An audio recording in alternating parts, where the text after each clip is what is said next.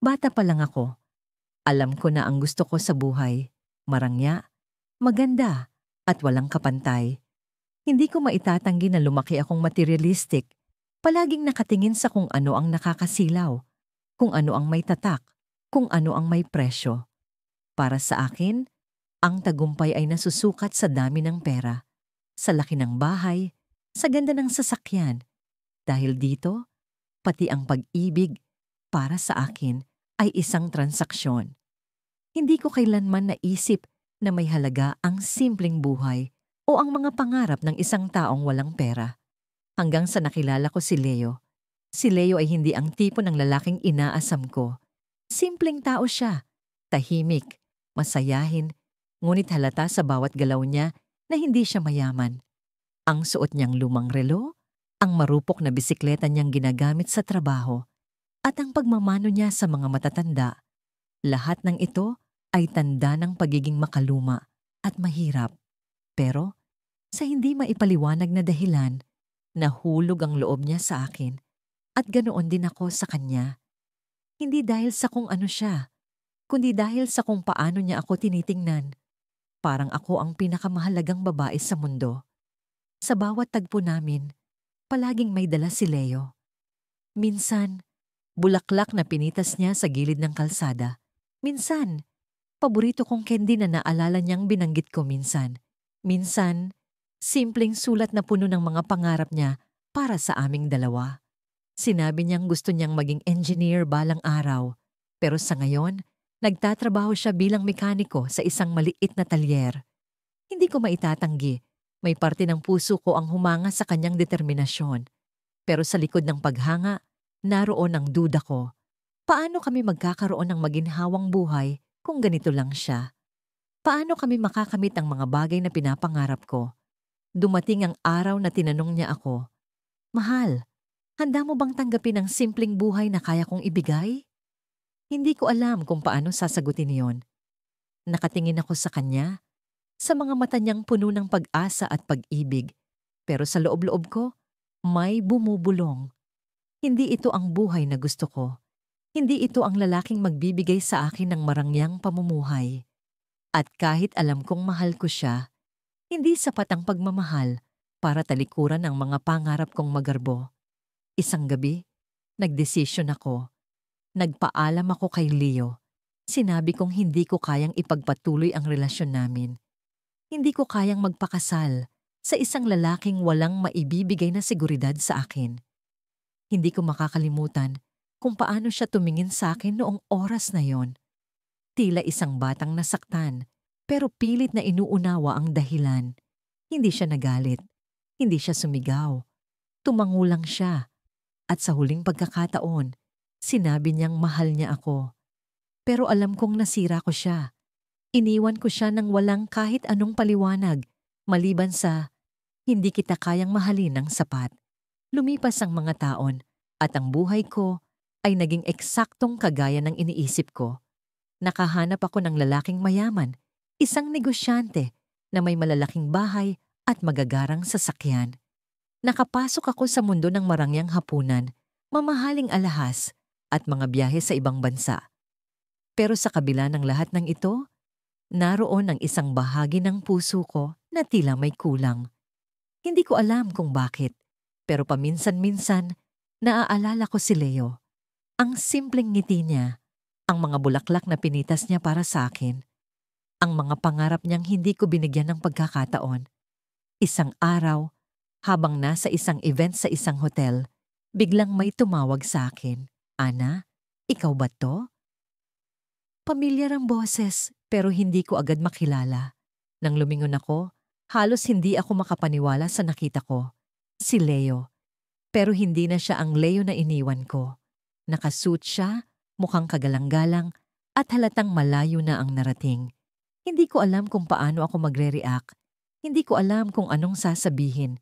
Nagulat ako nang nangungumiti siya, hindi na kagaya ng dati. May kumpiyansa, may tapang, may yaman. "Leo?" Tanong ko. Tila hindi makapaniwala. Tumango siya. "Ako nga. Kamusta ka?" Tanong niya. Pero halata ko sa kanyang tono na hindi na siya ang dating mahiyain at pasensyosong Leo. Hindi ko maipaliwanag ang nararamdaman ko. Halong hiya, inggit, at panghihinayang. Nalaman ko mula sa kwento niya na nagpatuloy siya sa pangarap niyang maging engineer. Nagtrabaho siya, nag-aral, at kalaunan ay nakapagpatayo ng sarili niyang kumpanya. Ngayon, isa na siyang kilalang negosyante, mas matagumpay pa sa lalaking pinili ko. Sa gitna ng usapan, sinabi niya, "Salamat, Ana.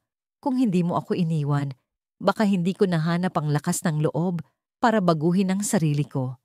Baka hanggang ngayon, pilit ko pa ring sinusubukan abutin ang mga pangarap mo, hindi ang mga pangarap ko."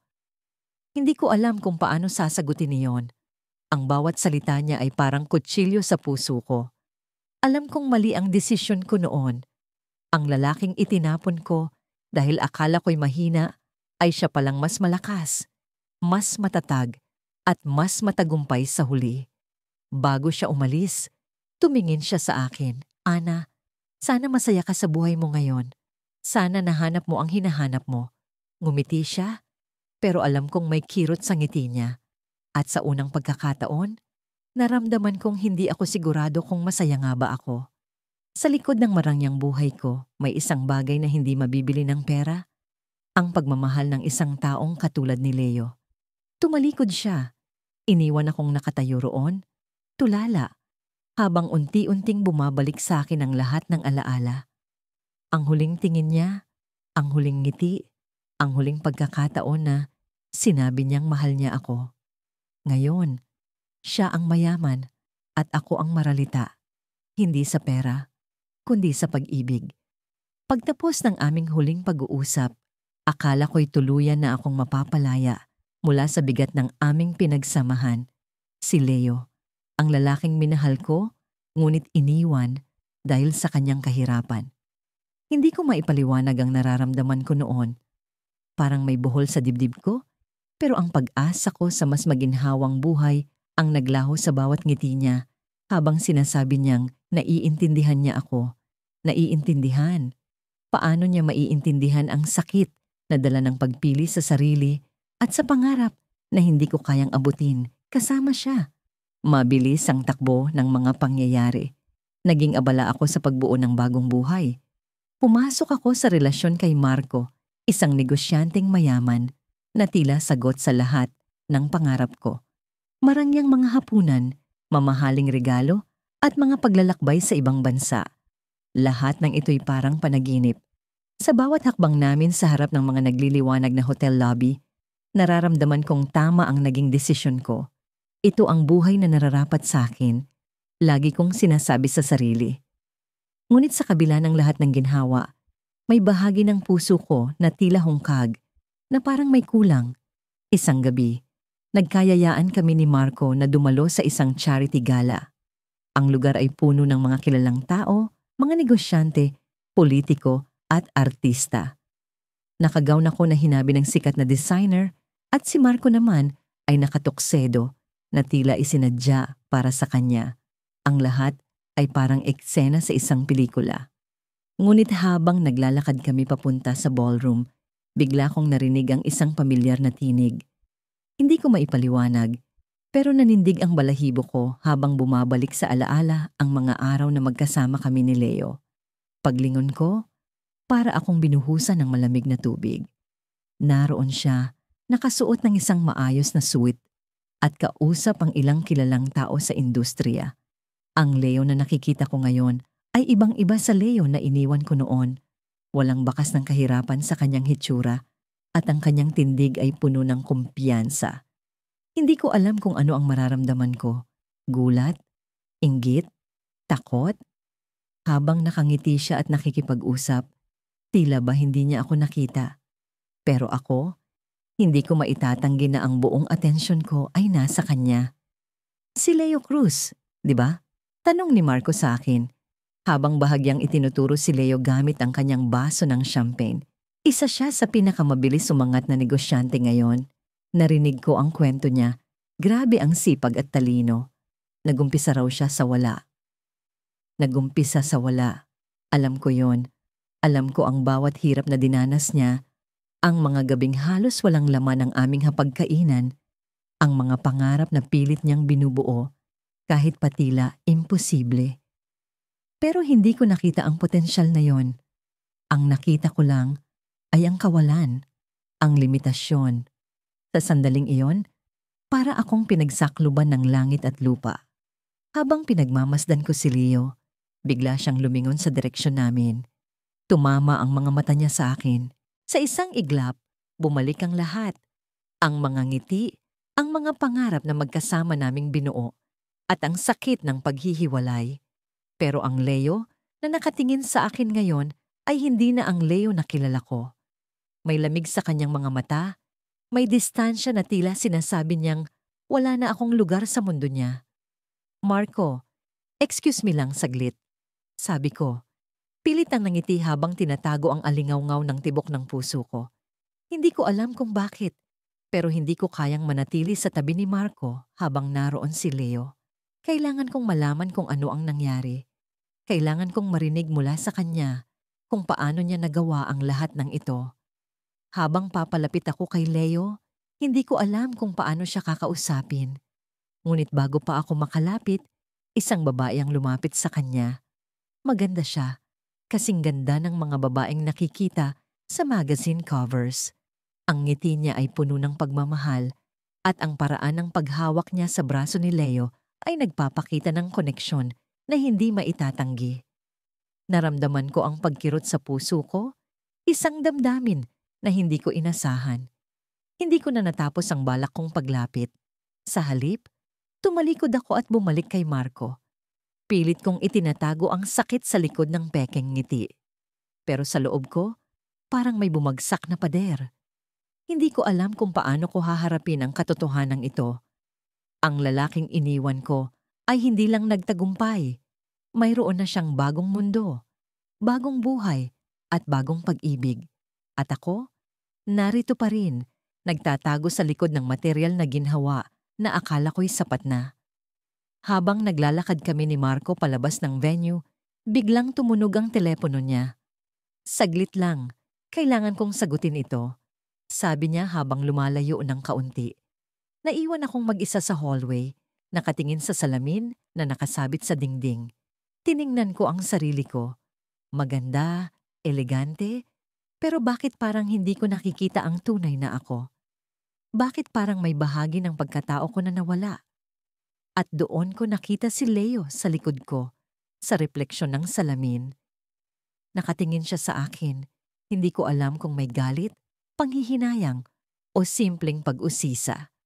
Bago ko pa siya malapitan, lumapit siya at bumulong. Hindi kita kailanman kinalimutan, pero hindi na kita hinahanap. Tumalikod siya bago pa ako makapagsalita. Iniwan akong nakatayo roon. Hindi alam kung paano tatanggapin ang mga salitang yon. Sa gabing yon, sa kabila ng lahat ng yaman at kasiyahan, hindi ko maikakaila ang isang bagay. Ako ang nagkamali, at ang buhay na pinili ko ay hindi kailanman maitatama ang nawala. Ang gabi ay tila isang pelikulang mabagal ang pagtakbo. Bawat hakbang ko sa aspalto ay bumibigat. Parang nilulunod ako ng katahimikan ng paligid, maliban sa tunog ng mga sasakyang dumaraan. Nakatingin ako sa ilaw ng mga gusali, na parang mga bituin sa lupa, at sa kabila ng lahat, naroon ang kanyang mukha sa isip ko. Si Manuel, ang lalaking iniwan ko, ang lalaking mahirap, na ngayon hindi ko matakasan kahit paanong subok kong iwaksi. 3 taon na ang nakalipas mula nang huli ko siyang makita. Sa maliit na bahay nilang kahoy, sa harap ng mesa na may pinggan ng kanin at tuyo, sinabi kong, hindi ko na kaya. Sa bawat salitang binitiwan ko noon, naramdaman ko ang kanyang pagkalugmok. Ngunit sa likod ng lungkot na iyon, may kakaibang ningning sa kanyang mata. Hindi ko maintindihan kung galit ba yon o determinasyon, ngunit hindi ko na binigyan ng pagkakataong magpaliwanag. Tumalikod ako, dala ang pangakong pipili ako ng mas maginhawang buhay. At iyon nga ang ginawa ko. Pumasok ako sa mundo ng mga taong marangya, ang mga kalyang puno ng mga mamahaling sasakyan, ang mga hapag na laging may kasamang alak at steak. Nakilala ko si Jerome, isang negosyanteng mayaman, may pangalan, may impluwensya. Ang buhay na akala ko'y pangarap na natupad. Hindi ko alam na isa pala itong bitag. Si Jerome, sa likod ng kanyang ngiti at mamahaling suit, ay isang lalaking puno ng kontrol. Ang bawat galaw ko ay tila kailangan niyang aprubahan. Ang mga kaibigan ko, unti-unting nawala. Ang mga gabi ko'y napuno ng pag-aalala kung tama ba ang suot ko, kung sapat ba ang pagiging mabait ko sa kanyang mga kasosyo. At sa tuwing susubukan kong magreklamo, ipapaalala niya kung paano niya ako tinulungan, kung paano niya ako inalis sa buhay na mahirap. Ang mga salitang yon na akala ko'y papuri ay nagiging tanikala na nagdudulot ng sakit sa bawat araw na lumilipas.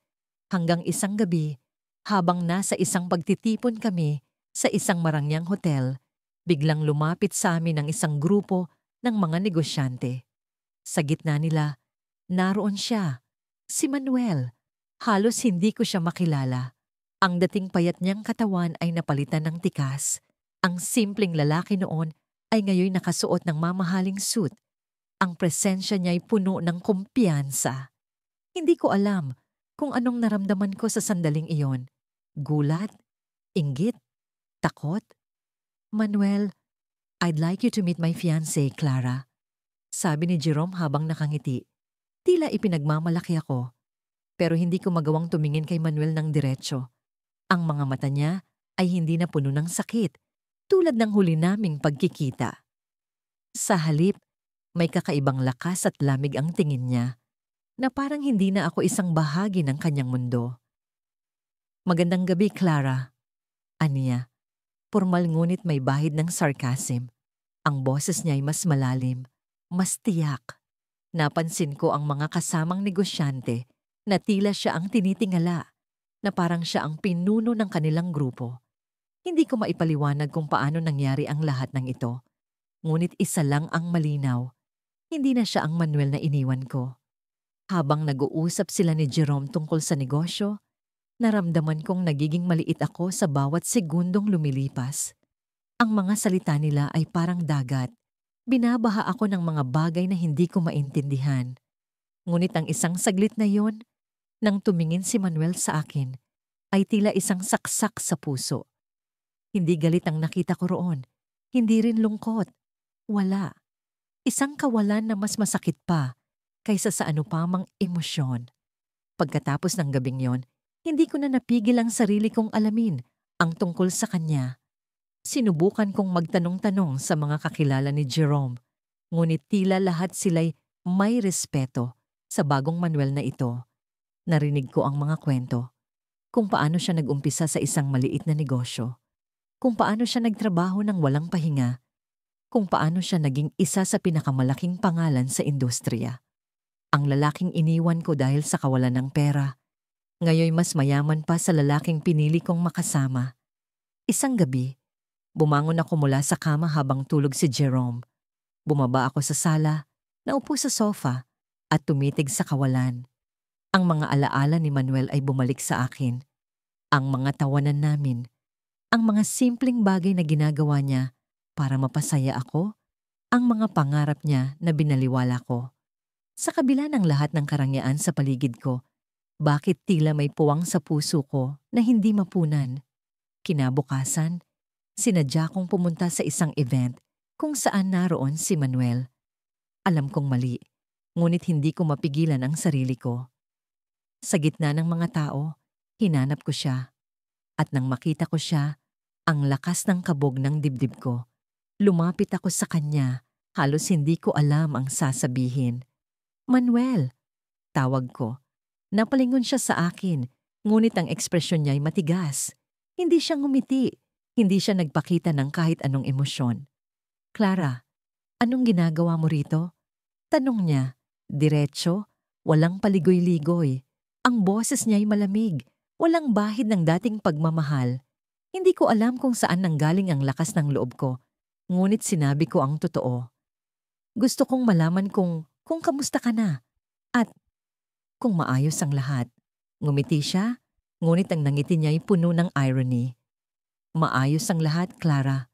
Sa totoo lang, mas maayos kaysa noong magkakilala tayo. Bago pa ako makasagot, may tumawag sa kanya. Isang babae. Maganda, nakagown, halatang may posisyon sa buhay. Lumapit ito sa kanya at sa harapan ko, dahan-dahang hinawakan ng braso niya. Manuel, ready na ang car, sabi ng babae. Salamat, Elise, sagot niya ng may ngiti bago muling tumingin sa akin. Pasensya na, Clara.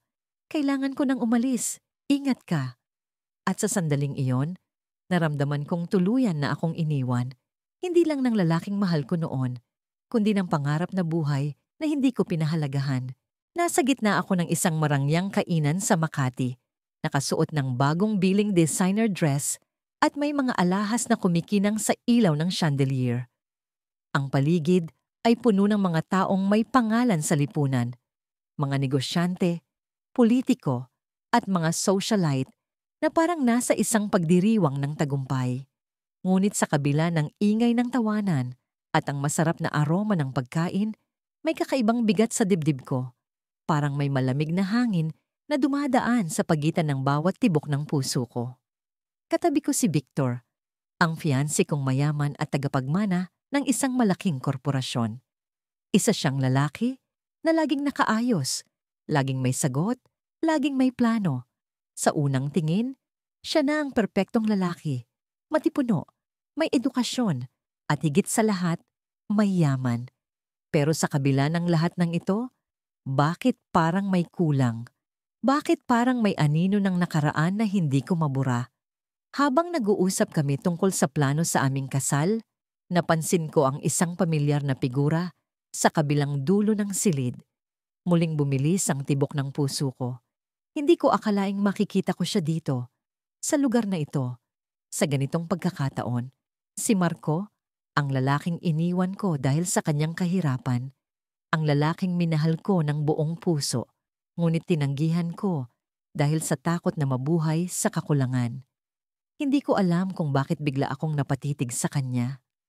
Ang dating simpleng Marco na walang sapat na pera para sa kahit simpleng date ngayon ay mukhang ibang-iba. Nakasuot siya ng tailor-made suit, may kumpiyansa sa kanyang kilos, at may mga taong tila nagmamadaling makipagkamay sa kanya. May nagbulong sa akin na siya raw ang bagong CEO ng isang kilalang tech company na ngayon ay nagbabago sa industriya. Sa isang iglap, lahat ng ingay sa paligid ay nawala at ang mundo ko ay tila umikot pabalik sa araw na iniwan ko siya. Lara, okay ka lang ba? Tanong ni Victor na agad kong binaliwala. Tumangulang ako. Pilit na pinapakalma ang sarili. Ngunit ang mga mata ko ay hindi maialis kay Marco. May kasama siyang isang babae. Napakaganda. Parang modelo. Masaya silang nag-uusap at ang tawa ni Marco ay ibang-iba sa mga alaala ko. Mula sa malayo, parang hindi niya ako nakikita. Parang wala akong halaga sa mundo niya. Biglang sumagi sa isip ko ang huling araw namin ni Marco. Ang simpleng bahay na tinitirhan niya, ang mga pangarap na hindi niya magawang maabot, ang mga salitang binitiwan ko na tumatak sa akin ng parang sumpa. Marco, mahal kita, pero hindi ko kayang mabuhay ng ganito. Ayoko ng buhay na puro paghihirap. Hindi kita kayang samahan sa ganitong sitwasyon. Nandidiri ako sa sarili ko. Paano ko nasabing mahal ko siya pero iniwan ko siya? Paano ko pinili ang material na bagay kaysa sa tunay na pagmamahal? Ngayon, narito siya, hindi na mahirap, hindi na simpleng lalaki, at higit sa lahat, hindi na bahagi ng buhay ko. Lara, tara sa mesa, sabi ni Victor na nagbigay ng dahilan para malayo ang tingin ko kay Marco.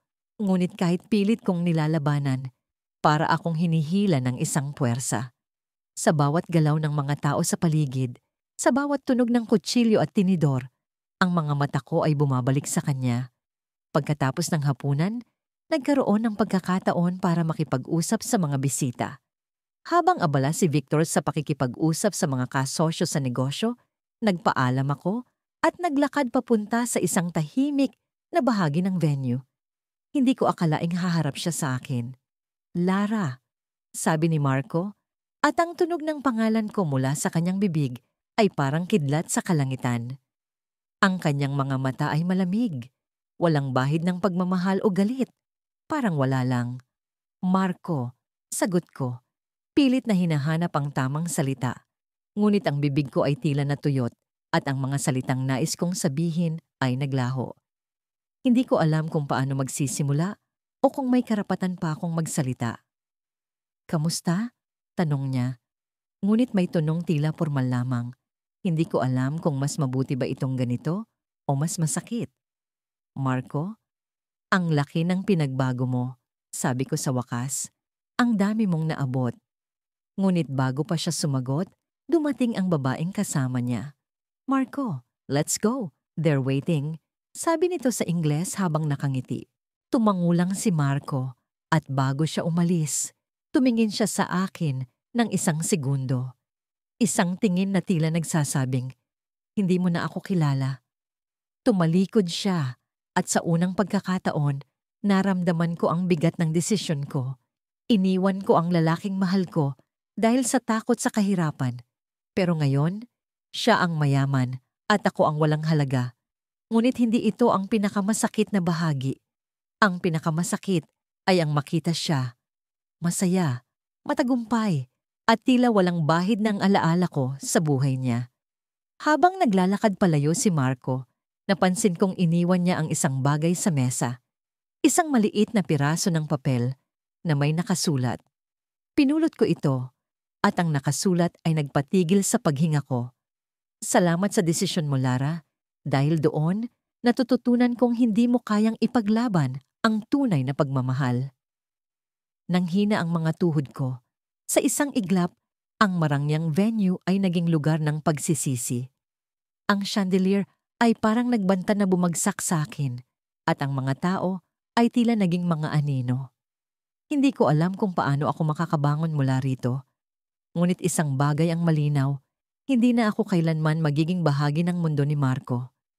Nakaupo ako sa loob ng isang magarang coffee shop, nakatingin sa tasa ng kape na hindi ko kayang ubusin. Sa harap ko, nakatayo si Marco, ang lalaking minsan kong iniwan dahil sa kanyang kahirapan. Pero ngayon, siya na ang mayaman. Ang aura niya ay ibang-iba. May kumpiyansa, may dating, at punong-puno ng lakas. Hindi ko maikakaila, siya ang pinakagwapong lalaki sa silid na yon. Sa bawat hakbang niya palapit sa mesa ko, parang bumabalik sa akin ang lahat ng alaala ng mga panahong magkasama kami. Kamusta, Lea? Tanong niya. Malamig ang tono, pero may halong kaswal na ngiti. Hindi ko alam kung paano sasagot. Gusto kong magmukhang composed, pero ang mga kamay ko ay nanginginig habang hawak ang tasa ng kape. Ayos naman, sagot ko. Pilit na ngiti ang ibinigay ko. Umupo siya sa harap ko. Ang suot niyang tailored suit ay halatang mamahalin. Ang relo sa kanyang pulso ay kumikinang. Parang hindi na siya ang Marco na kilala ko noon. Ang lalaking palaging may gasgas na sapatos at hiniram na polo. Pero sa kabila ng lahat ng pagbabago, naroon pa rin ang mga mata niyang punong-puno ng lalim. Ang mga mata na minsang tumingin sa akin na may pagmamahal. Hindi ko inaasahan na magkikita tayo ulit. Sabi niya, binabaling ang tingin sa labas ng bintana. Hindi ko rin inaasahan na ikaw ang magpaparamdam sa akin. Ang puso ko ay parang tinusok. Oo, ako ang nag-ayos ng pagkikita naming ito. Nang malaman ko mula sa social media kung gaano na siya ka-successful, hindi ko napigil ang sarili. Sinubukan kong maghanap ng paraan para makita siya ulit. Akala ko, kaya kong kontrolin ang sitwasyon. Pero ngayon, parang ako ang nasa ilalim ng kanyang kapangyarihan. Marco, alam kong hindi maganda ang naging pagtrato ko sa iyo noon. Gusto kong humingi ng tawad. Sagot ko, halos pabulong. Napatingin siya sa akin. Ang mga mata niya ay naglalaro sa pagitan ng pagkadismaya at pag-usisa. Tawad? Para saan, Lea? Dahil iniwan mo ako noong wala akong pera? O dahil ngayon, nagbago na ang tingin mo sa akin dahil mayaman na ako? Hindi ko alam kung paano sasagutin niyon. Alam kong totoo ang mga sinabi niya. Iniwan ko siya dahil sa simpleng rason. Hindi niya kayang ibigay ang lifestyle na gusto ko. Hindi ko siya binigyan ng pagkakataong patunayan ang sarili niya. Sa halip, pinili kong sumama sa isang lalaking mas may pera, mas marangya, at mas maganda ang reputasyon. Pero ang lalaking iyon, si Gerald, ay iniwan din ako kalaunan. At ngayon, narito ako, humaharap sa lalaking minsan kong ipinagpalit. Hindi ko alam kung paano kita mapapaniwala, pero nagkamali ako. Marco, hindi kita iniwan dahil hindi kita mahal. Iniwan kita dahil sa takot, dahil akala ko hindi magiging sapat ang pagmamahal natin para maitawid ang buhay. Tumawa siya, pero hindi iyon masaya. Takot! Leah, hindi kita iniwan kahit mahirap ako. Pero ikaw, iniwan mo ako sa unang pagkakataong nakita mong hindi kita kayang bigyan ng marangyang buhay. Hindi takot ang dahilan mo. Materialismo ang dahilan mo. Parang sinampal ako ng mga salitang yon. Alam kong tama siya. Pilit kong iniwasan ang tingin niya, pero nararamdaman ko ang bigat ng kanyang presensya. Alam mo, Leah, nung iniwan mo ako, akala ko tapos na ang lahat para sa akin. Akala ko wala nang halaga ang mga pangarap ko.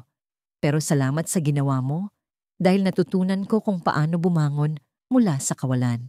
At ngayon, narito ako, hindi para magpasalamat, kundi para ipakita sa iyo kung ano ang kaya kong gawin nang wala ka. Ang mga salita niya ay parang mga punyal na tumagos sa aking puso. Hindi ko alam kung bakit masakit, pero alam kong karapat-dapat akong maramdaman ang sakit na ito. Ako ang may kasalanan. Ako ang nagkamali. Tumayo siya mula sa kanyang upuan, tila walang balak na magtagal pa. Leah, hindi ko sinasabi ito para maghiganti. Gusto ko lang malaman mo, hindi na kita kailangan. Hindi na kita hinahanap. Tumalikod siya, naglakad palayo. Ang mga mata ko ay nakatitig sa kanyang likuran, umaasa na babalik siya, nabibigyan niya ako ng isa pang pagkakataon. Pero alam ko, tapos na ang lahat. Ang lalaking minsan kong iniwan ay wala ng espasyo sa buhay ko. Bago siya tuluyang makalabas sa coffee shop, bigla siyang huminto. Bumaling siya sa akin at may isang bagay siyang iniabot. Isang maliit na sobre. Hindi ko alam kung ano yon, pero tumango siya at umalis ng hindi na lumilingon. Dali-dali kong binuksan ang sobre. Sa loob nito, may isang maliit na larawan. Larawan namin, ako at siya, noong hindi pa kami nagkakahiwalay. Sa likod ng larawan, may nakasulat na mga salita. Salamat sa lahat, Leah. Dahil sa ginawa mo, natutunan ko kung paano maging malakas. Pero tandaan mo ito, minsan, ang mga bagay na iniwan ay hindi na kailanman babalik. Gamaynahan nila manala. At doon ko napagtanto, hindi na siya ang Marco na kilala ko. Siya na ang Marco na hindi ko kailanman makukuha ulit. Tumigil ako sa paglalakad nang makita ko siya sa harap ng isang magarang restaurant sa Makati. Hindi ko inaasahan ang pagkikita namin sa ganitong pagkakataon, lalo na't ilang taon na ang lumipas mula noong iniwan ko siya. Ang dating simpleng lalaking minahal ko, na tinawag kong walang direksyon sa buhay, ay tila ibang tao na ngayon. Suot niya ang isang mamahaling suit. Ang relo niya ay kumikislap sa ilaw ng kalye at ang aura niya ay nag-uumapaw sa kumpiyansa. Hindi ko alam kung anong mas matindi. Ang pagkasabi kong makita siya o ang bigat ng pagsisisi na tumama sa akin nang makita kung sino na siya ngayon. Sa likod ng kanyang tagumpay ay naroon ako, nakatayo, parang isang anino ng nakaraan. Hindi ko alam kung lalapit ba ako o magtatago. Napakasalimuot ng mga damdaming dumadaloy sa akin. Kahihiyan, inggit, at isang bahagi ng puso kong umaasa na sana maibalik ko ang oras. Ngunit bago pa ako makapagpasya, tumingin siya sa direksyon ko. Sa sandaling magtama ang aming mga mata, tila bumagal ang mundo. Nawala ang ingay ng trapiko, ang mga tawanan ng taong nasa restoran, at ang pagaspas ng hangin. Ang natitira na lang ay ang tingin niya, puno ng pagkilala, ngunit wala ni katiting nagalit o hinanakit. Lumapit siya sa akin. Ang bawat hakbang niya ay parang martilyo na tumatama sa aking puso. Hindi ko magawang gumalaw. Naisip ko kung ano ang sasabihin ko. Magpapaliwanag ba ako? Magpapakumbaba? Magpapanggap na hindi ako apektado? Pero bago pa ako makahanap ng tamang salita, narating na niya ako. Ang amoy ng kanyang mamahaling pabango ay pumuno sa paligid. At sa unang pagkakataon, naramdaman ko kung gaano na siya kalayo sa dating siya na iniwan ko. "Kamusta ka na, Andrea?" Tanong niya. Ang boses niya ay malalim, may halong lamig at misteryo. Hindi ko inaasahan ng ganong tono. Hindi galit, hindi rin masaya. Parang sinasabi niyang alam niya ang lahat ng nangyari, pero hindi na mahalaga yon sa kanya. "Ah, mabuti naman," sagot ko, halos bulong, habang pilit kong itinatago ang panginginig ng aking boses. "Ikaw, mukhang masaya ka na ngayon." Ngumiti siya, isang ngiti na hindi ko mabasa. Hindi ko alam kung sinasadyang ipakita niya sa akin ang tagumpay niya o kung simpleng masaya lang talaga siya sa kung sino na siya. Pero ang ngiting iyon ay tila isang salamin na nagpakita sa akin kung gaano ako kaliit kumpara sa kanya ngayon. Masaya? Siguro. Pero hindi dahil sa pera o sa tagumpay. Natutunan ko lang kung paano magpatuloy sa buhay kahit may mga taong iniwan ako. Ang huling bahagi ng sinabi niya ay tumagos sa akin. Parang isang palaso na diretso sa puso. Hindi niya sinabi ng galit, pero alam kong iyon ay patama. Bigla, bumukas ang pinto ng restaurant at may lumabas na babae. Maganda, elegante, at halatang may pinag-aralan. Lumapit siya kay Marco, ngumiti, at hinawakan ang braso nito. "Ready ka na ba, mahal?" Tanong niya, puno ng lambing. "Mahal." Hindi ko alam kung bakit ang simpleng salitang yon ay parang dagok sa dibdib ko. "Mahal?" Tanong ko, pilit na nagpapanggap na hindi nasaktan. Hindi ko alam kung bakit lumabas yon sa bibig ko. Hindi ko dapat pinansin. Pero hindi ko napigilan ang sarili ko. Ngumiti ulit si Marco, pero ngayon ay mas malalim, mas personal. "Oo, siya ang kasama ko ngayon, Andrea. Siya ang taong umintindi sa akin noong wala pa akong naabot. At siya ang taong nandyan noong panahon na hindi ako maganda sa mata ng iba." Hindi ko alam kung ano ang sasabihin ko. Ang bawat salita niya ay tila isang suntok sa aking konsensya. Naalala ko kung paano ko siya iniwan, kung paano ko piniling makipagrelasyon sa isang lalaking may pera, pero walang puso. Iniwan ko si Marco dahil akala ko ang tagumpay ay nakabase lang sa yaman. Hindi ko nakita ang halaga ng kanyang pangarap, ang kanyang dedikasyon, at ang pagmamahal niya sa akin. Tumingin siya ulit sa akin, pero ngayon ay may halong awa. "Andrea, sana masaya ka sa buhay mo ngayon. Sana natutunan mo rin kung ano ang tunay na mahalaga. Kasi ako, natutunan ko yon, at hindi iyon ang pera. Ang mahalaga ay ang mga taong naniniwala sa'yo kahit wala ka pang nararating." Bago pa ako makapagsalita, naglakad na sila palayo.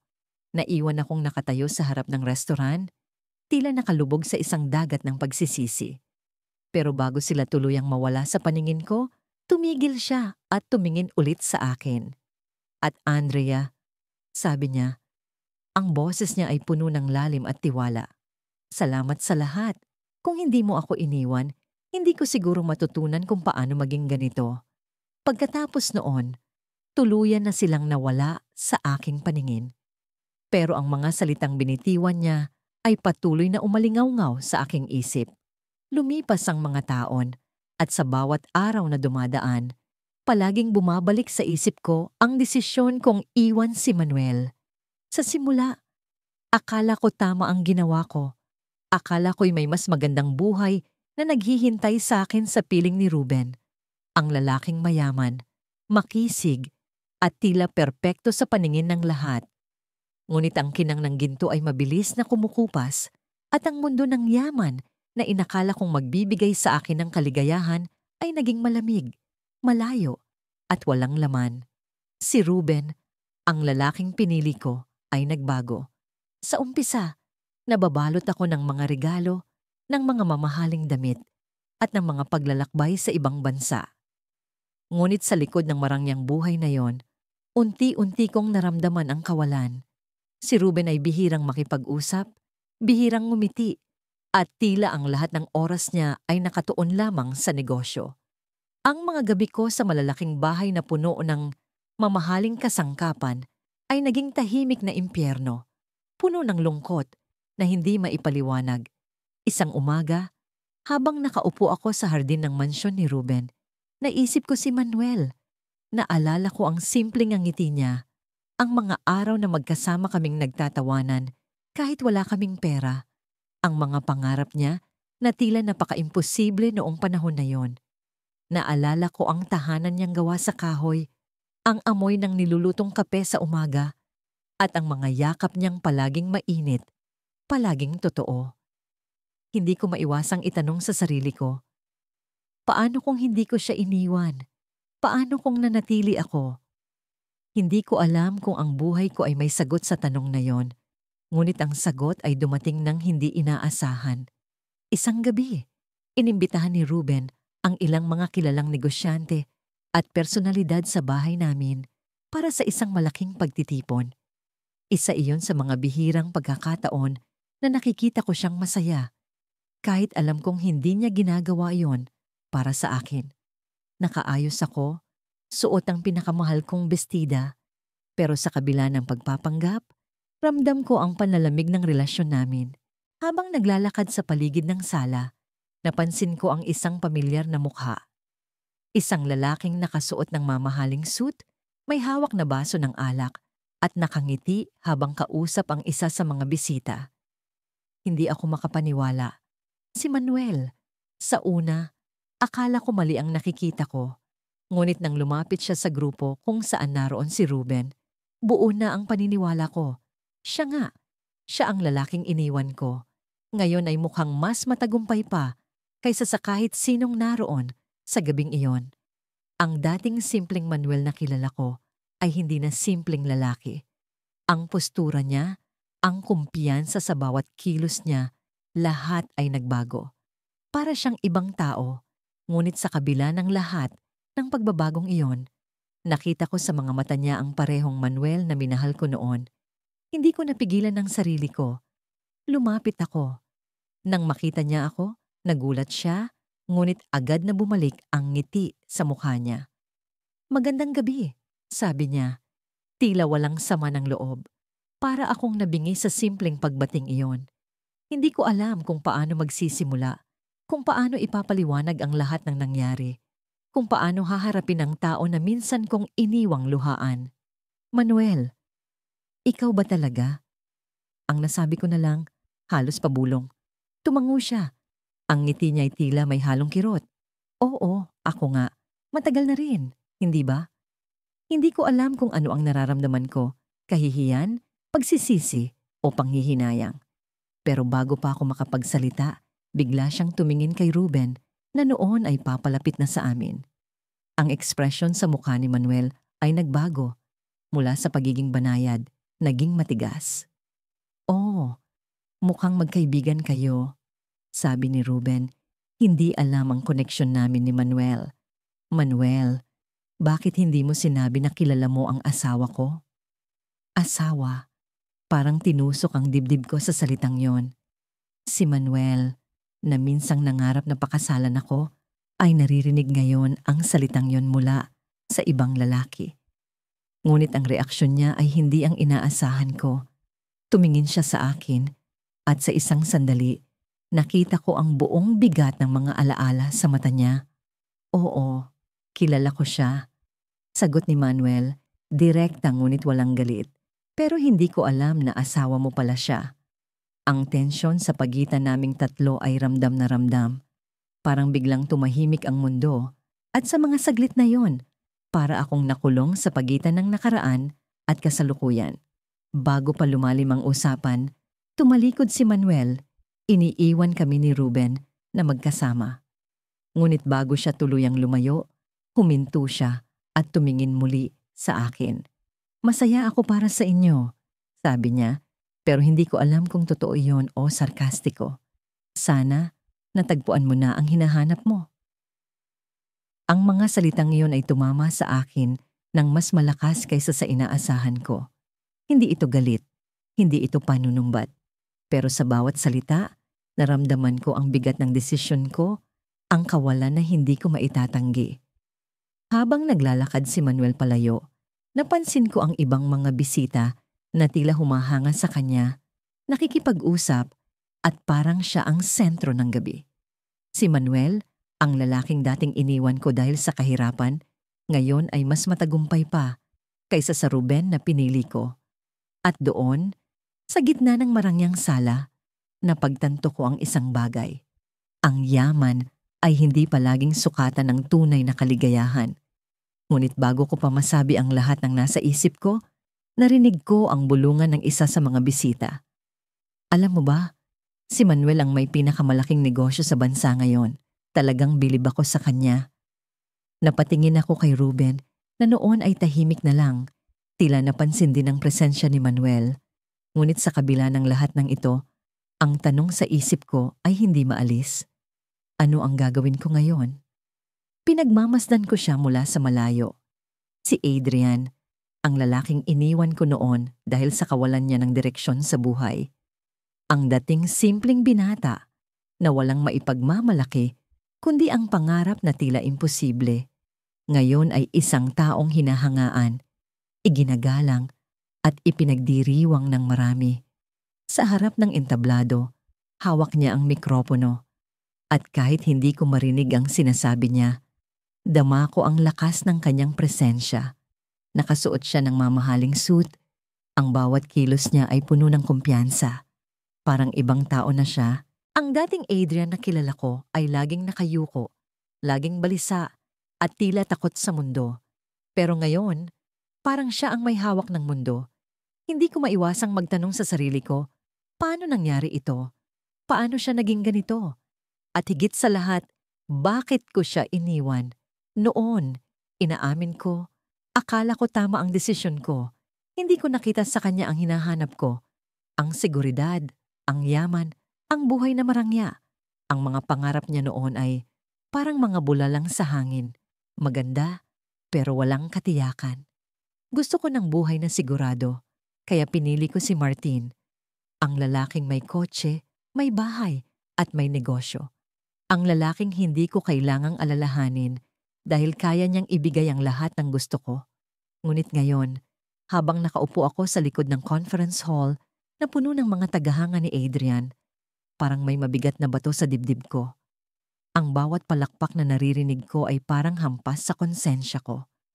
Ang bawat ngiti niya ay parang paalala na mali ang naging decision ko. Hindi ako makapaniwala nang malaman kong siya ang keynote speaker ng event na ito. Dumalo ako rito bilang representative ng kumpanya ni Martin. Oo, asawa ko na si Martin, para makipag-networking. Hindi ko inaasahan na ang pangalan ni Adrian ang babanggitin ng MC bilang isang inspirasyon sa lahat ng mga nangangarap. Nang marinig ko iyon, parang nanigas ang buong katawan ko. Hindi ko alam kung aalis ako o magtatago, pero ang mga paa ko ay tila nakabaon sa sahig. Habang nagsasalita siya, unti-unti kong nararamdaman ang galit sa sarili ko. Ang mga salitang binitiwan niya ay tumama sa puso ko. Ang tunay na tagumpay ay hindi nasusukat sa pera o ari-arian. Nasusukat ito sa kung paano mo nilalampasan ang mga pagsubok, sa kung paano mo pinaninindigan ang iyong mga pangarap kahit walang naniniwala sa'yo. Walang naniniwala sa kanya noon. Ako mismo, ang babaeng dapat sana'y nagbigay ng suporta sa kanya, ang unang bumitaw. Iniwan ko siya sa pinakamababang punto ng buhay niya. Hindi ko akalain na ang pag-iwan ko ang magiging dahilan para mas lalo siyang magsikap. Napatingin ako sa mga tao sa paligid. Lahat sila nakangiti, nakikinig, at tila humahanga sa bawat salitang sinasabi ni Adrian. Naisip ko, paano kung hindi ko siya iniwan? Paano kung nanatili ako? Ako kaya ang nasa tabi niya ngayon, ipinagmamalaki siya, kasamang nagtatamasa ng tagumpay? Biglang bumaba si Adrian mula sa entablado. Tumigil ang palakpakan, at ang mga mata ng lahat ay nakatuon sa kanya habang naglakad siya papunta sa gitna ng audience. Sa bawat hakbang niya, Parang lumalakas ang kabog ng puso ko. Hindi ko alam kung napapansin niya ako, pero ang pakiramdam ko, para siyang papalapit sa akin. Sinubukan kong ikubli ang mukha ko sa likod ng ibang tao, pero sa kabila ng lahat, hindi ko maalis ang paningin ko sa kanya. Hanggang sa tumigil siya ilang metro mula sa kinauupuan ko. Tumingin siya sa paligid at sa isang iglap, parang nagtagpo ang mga mata namin. Tumama ang tingin niya sa akin. Direkta, matalim, puno ng emosyon. Hindi ko alam kung may galit sa mga mata niya o wala. Pero ang hindi ko makalimutan ay ang ngiti na bigla niyang ibinigay. Isang ngiti na hindi ko maipaliwanag. Hindi ito masaya. Hindi rin malungkot. Parang may patalim sa likod ng nangiti niya. Parang sinasabi niya, "Alam kong nandito ka." Biglang tumalikod si Adrian at nagpatuloy sa paglalakad. Naiwan akong nakaupo, tulala, nanginginig. Hindi ko alam kung paano ko haharapin ang susunod na mangyayari. Ngunit bago pa man ako makapag-isip, may lumapit na opisyal ng event sa akin. "Ma'am, gusto ni Mr. Adrian na makipag-usap sa inyo?" Sabi niya. Napatitig ako sa opisyal, hindi makapagsalita. Bakit? Bakit niya ako gustong makausap? Anong sasabihin niya? Napakahirap basahin ang sitwasyon, pero alam kong wala akong lusot. Tumayo ako. Nanginginig ang mga tuhod at sinundan ng opisyal patungo sa isang pribadong lounge. Pagpasok ko, naroon si Adrian, nakatayo sa tabi ng malaking salamin na overlooking ang syudad.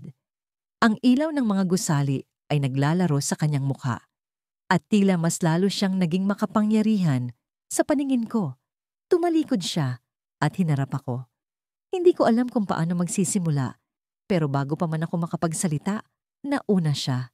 "Matagal na tayong hindi nagkita, Clarice," sabi niya. Malamig ngunit may halong lambing. Napatitig ako sa kanya, hindi alam kung anong isasagot. Ngunit ang sunod niyang sinabi ang nagpatigil sa mundo ko. "Alam mo ba," patuloy niya, "na ang araw na iniwan mo ako ay ang araw na nagsimula ang lahat ng tagumpay ko?" Hindi ko alam kung insulto yon o pasasalamat, pero ang sunod niyang sinabi ang tuluyang nagtulak sa akin sa bangin. "At alam mo ba kung bakit kita gustong makausap ngayon?" Tanong niya, halos pabulong. "Dahil ikaw ang dahilan kung bakit ako bumalik, para makuha ang bagay na matagal ko nang gusto." Napalunok ako. Ano ang ibig niyang sabihin? Ngunit bago ko pa makuha ang sagot, biglang bumukas ang pinto at pumasok ang isang babae. Maganda, elegante, at halatang malapit kay Adrian. Lumapit siya sa kanya, hinawakan ng braso, at ngumiti sa akin. "Clarice," sabi ng babae, "ako pala si Aliana, asawa ni Adrian." Pagkatapos ng ilang linggo ng pag-iwas sa social media, napansin kong tila nagiging tahimik ang paligid. Wala na ang mga usap-usapan tungkol sa mga bagong negosyo ni Carlo. Wala na ang mga larawan ng magagara niyang kotse o ang matayog na opisina na tila palasyo. Akala ko, sa wakas, natapos na ang malupit na paalala ng buhay na iniwan ko. Ngunit mali pala ako. Isang araw, habang nasa kainan ako kasama ang mga kaibigan, biglang may nagkwento tungkol sa isang malaking charity event na gaganapin sa lungsod. Ang host, si Carlo. Hindi ko napigilang makinig ng mabuti sa bawat detalye. Ang event daw ay para sa mga batang nangangailangan ng edukasyon at ang buong kita ay mapupunta sa pagtatayo ng mga paaralan sa probinsya. Nakangiti ang mga kaibigan ko habang pinag-uusapan ang kabutihan ni Carlo. Pero ako, tahimik lang. Pilit na nilulunok ang pait na bumabalot sa aking puso. Alam mo ba, hindi lang siya mayaman ngayon. Siya rin ang pinakamabuting tao na kilala ko. Sambit ng isa sa kanila. Ang daming tao ang natulungan niya. Napaka-inspirasyon niya. Ang daming tao ang natulungan niya. Ang daming tao. Pero hindi ako kabilang doon. Ako na minsang naging sentro ng mundo niya. Ako na iniwan siya ng walang pasabi. Ako na tumalikod sa pangarap niya. Hindi ako kabilang sa mga taong natulungan niya. Sa halip, ako ang taong nanakit sa kanya. Kinagabihan, hindi ako mapakali. Nasa kwarto na ako, pero ang isip ko ay naglalakbay. Paulit-ulit kong naalala ang araw na iniwan ko si Carlo. Ang mga mata niyang puno ng pag-asa, ang kamay niyang pilit na inaabot ako, ang boses niyang pakiusap na wag akong umalis. Pero bingi ako noon. Ang tanging naririnig ko ay ang ingay ng ambisyon, ang tawag ng marangyang buhay na pinapangarap ko. Hindi ko napigilang buksan ang laptop at maghanap ng kahit anong impormasyon tungkol sa event ni Carlo. At doon, nakita ko ang isang video na nagpaikot ng mundo ko, isang panayam kay Carlo. Ang tanong ng reporter ay simple, ano ang inspirasyon mo sa lahat ng ito? Tumawa si Carlo, pero may kirot sa mga mata niya. May isang tao sa buhay ko ang nagturo sa akin na hindi sapat ang pagmamahal kung wala kang magagawa para sa taong mahal mo. Naging motibasyon ko siya para magtagumpay. Kung nasaan man siya ngayon, sana alam niyang mahalaga pa rin siya sa akin. Parang bumagsak ang lahat sa paligid ko. Ako ang tinutukoy niya. Alam kong ako yon, pero hindi ko alam kung ano ang nararamdaman ko. Kung galit ba sa sarili o lungkot dahil alam kong hindi ko na maibabalik ang lahat. Kinabukasan, nagdesisyon akong pumunta sa event. Hindi ko alam kung anong gagawin ko roon, pero pakiramdam ko, kailangan kong makita si Carlo kahit isang beses. Hindi para humingi ng tawad, hindi para magbalik loob, hindi ko na rin alam. Basta kailangan kong makita siya. Kailangan kong malaman kung may natitira pa sa amin. Pagdating ko sa venue, punong-puno ang lugar. Mga kilalang tao, negosyante, artista, lahat ay naroon. Ang isang babae na dating mahilig sa magagarang bagay ay biglang nakaramdam ng maliit na espasyo para sa sarili. Pero hindi na mahalaga yon. Ang mahalaga ay makita si Carlo. Sa wakas, nakita ko siya. Nakasuot siya ng itim na suit. Mukhang mas mahusay at mas matikas kaysa dati. Pero ang pinakamahalaga, mas masaya siya. Ang bawat ngiti niya ay punong-puno ng sigla. Ang bawat galaw niya ay malaya. Hindi ko alam kung matutuwa ako para sa kanya o masasaktan dahil wala na ako sa larawan ng buhay niyang iyon. Sa gitna ng event, biglang may dumating na babae. Maganda, elegante, tila isang perpektong larawan ng tagumpay. Ngumiti si Carlo sa kanya. At ang nangiti niyang yon, hindi ko pa siya nakitang ngumiti ng ganoon kahit kailan. Magkasama silang umakyat sa entablado at ang mga mata nila, tila may lihim na mundo na sila lang ang nakakaalam. Hindi ko na kinaya. Lumabas ako ng venue, pilit na humihinga. Ang sakit. Ang sakit na makita siyang masaya sa piling ng iba. Pero kasalanan ko ito. Ako ang pumili ng ganitong buhay. Ako ang nagdesisyon na iwan siya para sa isang bagay na hindi naman pala kayang punan ang puso ko. Habang nakaupo ako sa gilid ng kalsada, biglang tumigil ang isang kotse sa harap ko. Pagtingin ko, bumukas ang bintana at doon ko siya muling nakita. Si Carlo. Tinitigan niya ako. Walang galit sa mga mata niya, pero may tanong. Tila hinihintay niya akong magsalita, pero wala akong masabi. Wala akong lakas ng loob na magsimula. Hindi kita inaasahan dito, sabi niya, mahinahon. Ngunit ang tono niya, may bigat. Alam kong hindi na ako bahagi ng mundo niya. Carlo? Tanging iyon lang ang nasabi ko, pero hindi ko na alam kung ano ang susunod. Paano mo ba haharapin ang taong sinaktan mo, pero naging mas mabuti kaysa sa lahat ng inaasahan mo? Ngumiti siya, pero hindi na gaya ng dati. Hindi na ako ang dahilan ng ngiti niya. Salamat sa pagpunta, sabi niya. Pero sa tingin ko, pareho na tayong nasa magkaibang landas. At bago ko pa mahabol ang sagot, umalis na siya.